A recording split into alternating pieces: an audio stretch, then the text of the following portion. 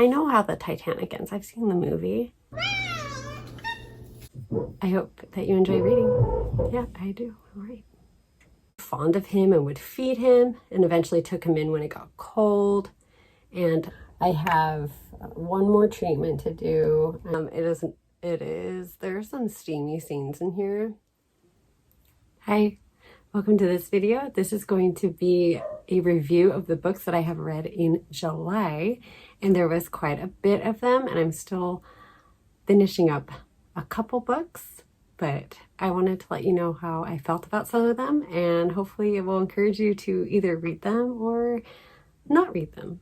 But I would suggest read them and see for yourself if you like them. Okay, let's go. And this one was the first book I finished in the month of July, The Bookshop of Second Chances by Jackie Fraser. First, I wasn't sure I liked this, but now that I finished reading about it, I noticed I keep thinking about it, and I actually tabbed quite a lot of it. And this was like a really good beach read. I took it to the beach and I actually read it there, and it was so fun. I highly recommend this one for a beach read. And this one, it's about a girl who is going through a divorce. She goes to this small town where she's inheriting her uncle's estate, and it is full of beautiful, expensive, rare books. And she gets in contact with this antique dealer, and he's going to sell the collection for her. And she ends up working in his shop, and she kind of decides to stay there until she's ready to go back home. At first, they don't get along, her and her boss. He's a very prickly type of person, and eventually they become friends, and then more than friends, and it's very cute. And I love that it took place in a bookstore, and they mentioned books all the time.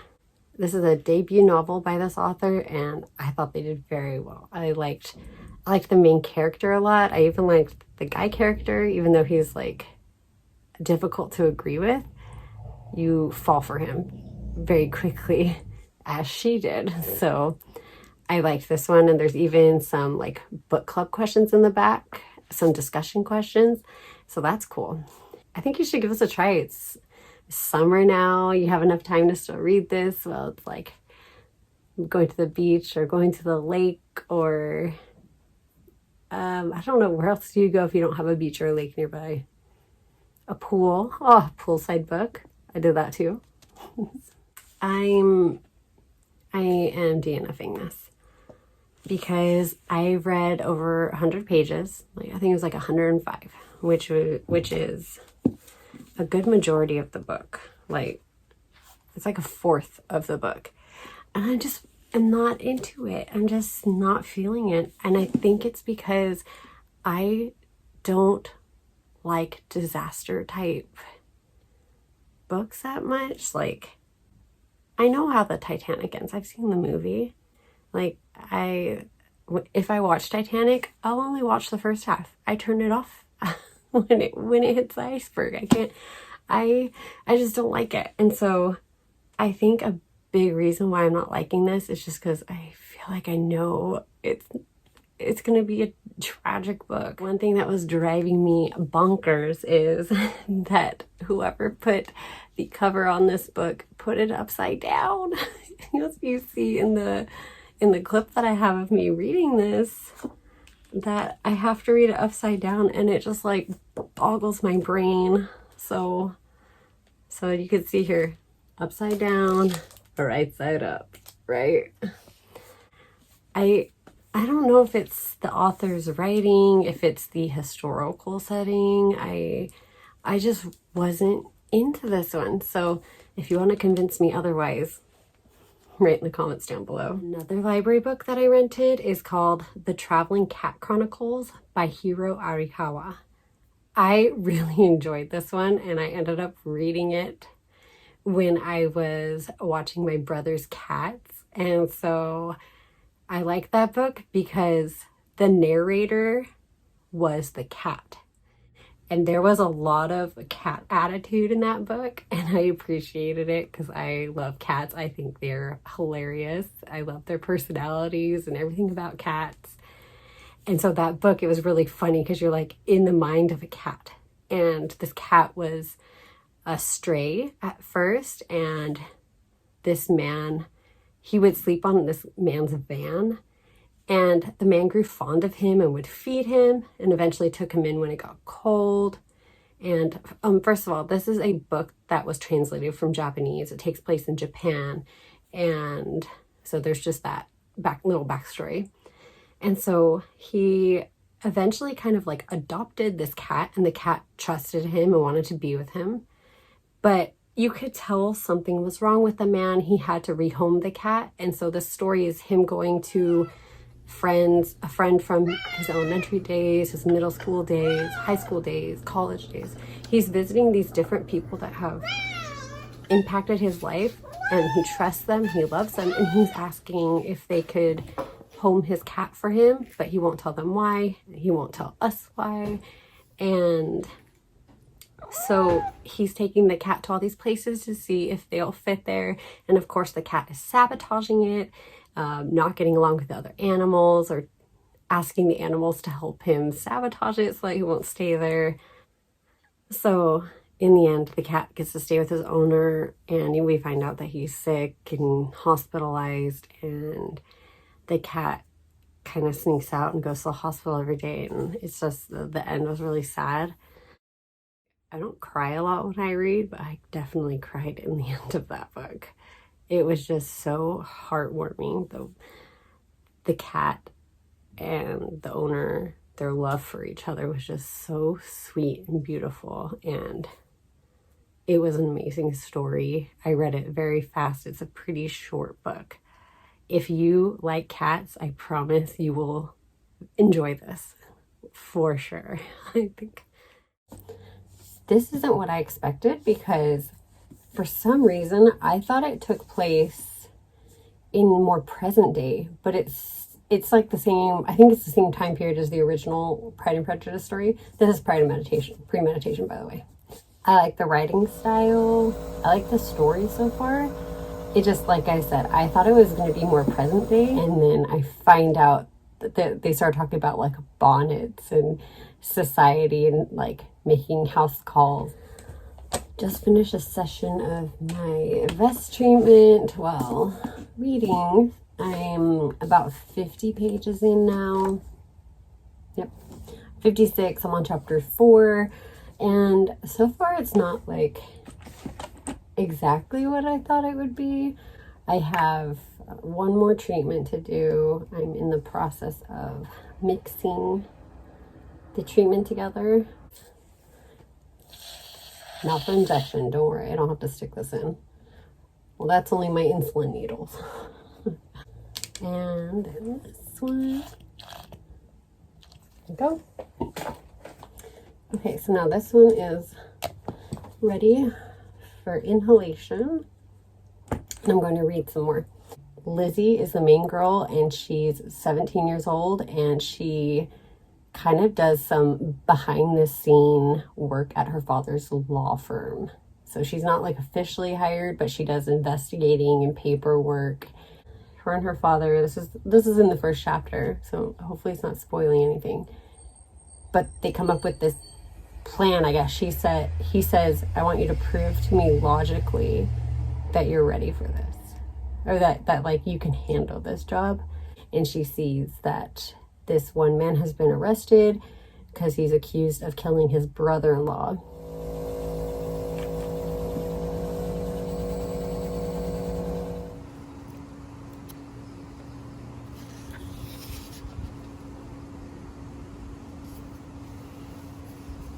It's update time. I am halfway through Pride and Premeditation, and so far I'm liking it okay. I'm not loving it. I think that if you are a fan of Pride and Prejudice, that you would probably like this book because of the characters and the story, the time period it's set in. So please ignore that crow. He's just going off. So since last time, we're still with Lizzie. She's still trying to gather evidence to prove Bingley's innocence. She wants to find the real killer, whereas Darcy just wants to use society and say, how would this rich man who takes care of his family ever commit a crime? And so he wants to get him off by that. And here's Lizzie saying, no, we should find the real killer so that Bingley is completely off the hook and that his reputation will not be tarnished. So she's still looking. She's found one key piece of evidence that I think will come in later. And she's still just struggling because she's a woman. She's 17. She's not a lawyer. And everyone's pressuring her to just marry. And she wants to be a career woman. And little crow friend is just, he wants to talk to, I guess.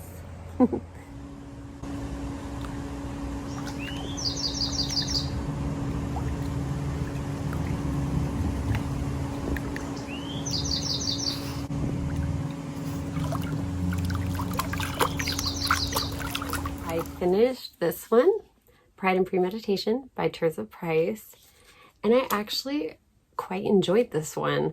At first, I was a little slow to get into it, but 75% through the way, I was hooked. I just speed read it, and that's why I don't have any footage of the end, because I was just so into it. This author and like Jane Austen in Pride and Prejudice, like in the beginning, you just hate Darcy. I was just like, oh, I don't like him. So in a way, I guess we have prejudice against Darcy too, because like we're seeing things through the eyes of Lizzie. And it's so weird. You get like 75% of the way through, and then all of a sudden you're like, oh, Lizzie and Darcy, they're so cute. It's like Nancy Drew. I like this. She's spunky. She's investigating murders. She's not afraid to be bold and speak her mind. I really liked the main character. And this book, Riley Sager, Home Before Dark, I really like it so far. And I want to finish it. I want to see where it goes. I really like Riley Sager's book, Final Girls. And so this is the second book I'm reading by the author. And I'm hoping that I like this book just as much, because I have bought all their books at this point. And so I'm really hoping that I like them. I'm hoping this book will be nice and spooky. I am liking this one so much that I'm going to do a separate video for it. So if you want to hear my thoughts about Home Before Dark by Riley Sager, please check back for a video in the near future. This book I am almost done with. I'm like 75% way almost. And I know I'm going to finish it in the next like day or two. It is the second book, Take a Hint, Dani Brown by Talia Hibbert. I did not think I would like this as much as the first book, because I really liked Get a Life, Chloe Brown. But this one, I kind of like it just as well. I really liked the first one because Chloe had like a chronic illness, so I felt bonded to her. But Dani, I don't feel as bonded to her, but I still really love the story. She's a very smart academic woman going for her PhD, and she's very, very into work, so I'm not really a career type of person, so I don't really like connect with her on that level. But Dani is bisexual, and she kind of falls for Zaf, who is the security guard at her school where she's getting her PhD, and they just have this instant chemistry. He is very, very into her, and they get in this instance where they want to pretend that they are dating. You could tell he is in love with her. He adores her so much, and you can tell she really likes him too, but she has this rule for herself that she is not going to get into a relationship. Like, it's like against her thing. She just wants a hookup buddy, and she doesn't want to have to deal with relationships because she's been burned too much in the past for being a career woman and someone very into the academics and into the career and stuff like that. So she's been burned too many times. But he surprises her because he's very accepting of her lifestyle and the way that she wants to live, except he just wishes that they would be in a relationship. So I am very close, like 75% of the way through, and I really, really like it. I'll give you an update because I'm pretty sure I'll finish it before I get this video up. So I highly suggest this. It is it is. There are some steamy scenes in here, more so in this one than in the first one. So beware of that if you're not into like steamy like sex scenes. You might not like certain chapters, but you can always skip a chapter or so if you're uncomfortable. With the whole Fear Street movies coming out in the month of July, I wanted to read a couple books. So I listened to one audiobook and then I read one Fear Street book. The first R.L. Stine book was called You May Now Kill the Bride, and it was actually a really good book. I enjoyed that one. It started off with a story of two sisters, I think in the 20s, that wanted the same man, and it turned out that he was from the good family, which can never be with anyone from their family. There's some curse, they can never be with someone from the good family. And so it's all about this wedding that was cursed between these two families. And then we jump forward to more present day. There's another wedding happening, and I liked the audiobook. I don't like it enough to buy it. I don't think I'll read it again. But it was overall enjoyable. It got me in that kind of Fear Street mood. And what I also liked about it was that it wasn't super gory like some of the Fear Street novels are. So Can You Keep a Secret was more, I feel like, goosebumpsy in a way. So this was about a girl who thought she was a werewolf, or she kept having these dreams about like being a werewolf, and there's people getting killed. And this whole story is about a group of teens. And so these kids go into the woods and they're just messing around, and they find a bag of money hidden in a tree. They all want to take it, they want to divide it, they want to hide it, until they realize someone's going to look for it. So they bury the money. It keeps disappearing. They don't know who has it. And overall, it was an enjoyable story. One thing I didn't like about it that I think R.L. Stine does in some novels is at the end of chapters, sometimes it's like we found a bag of money, but we would later find out it was the worst thing that could have happened to us.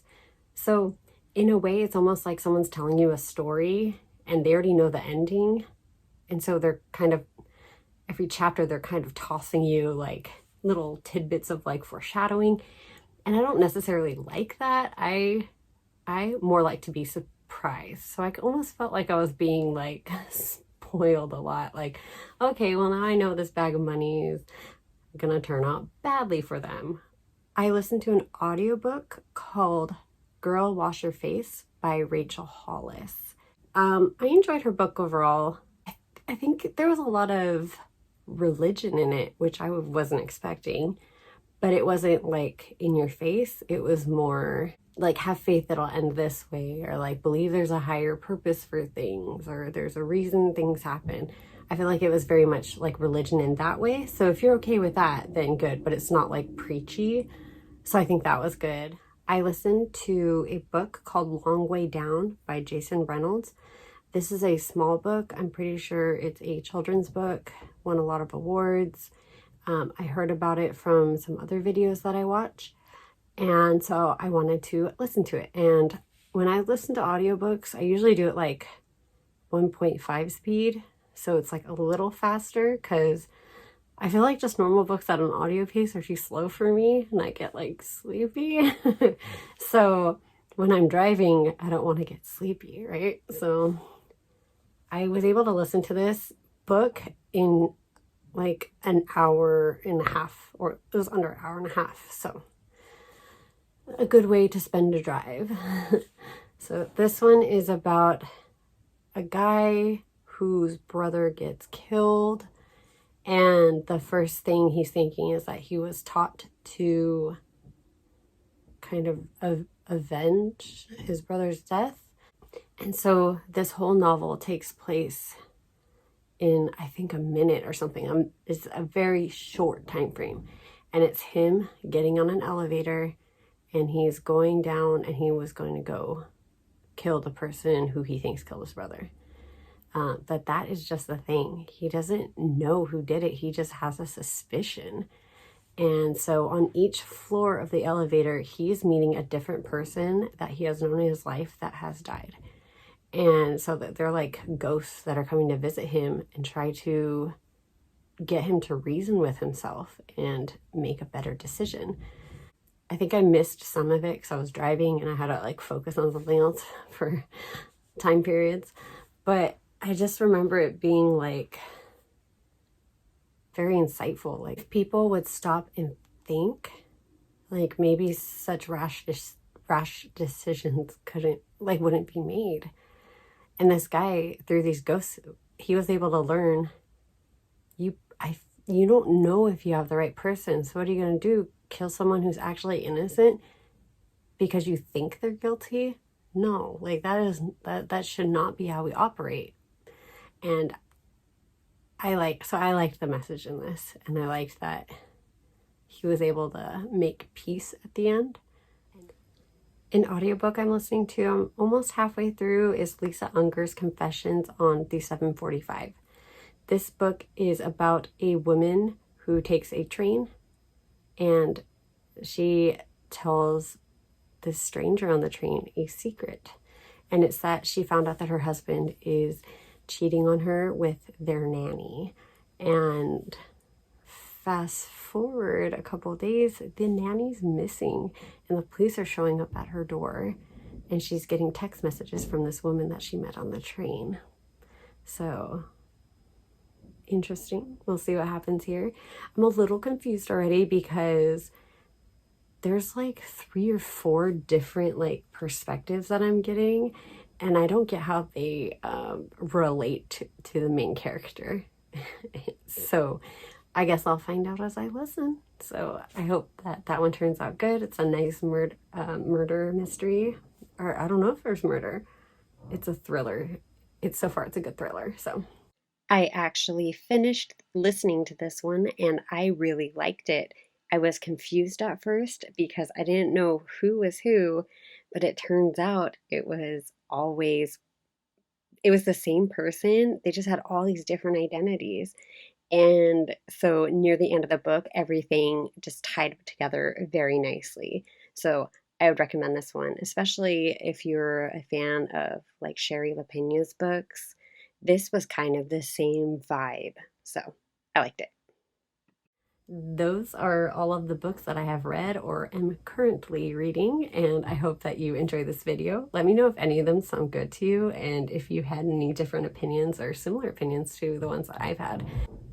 Thank you so much for watching, and I hope that you enjoy reading. Bye.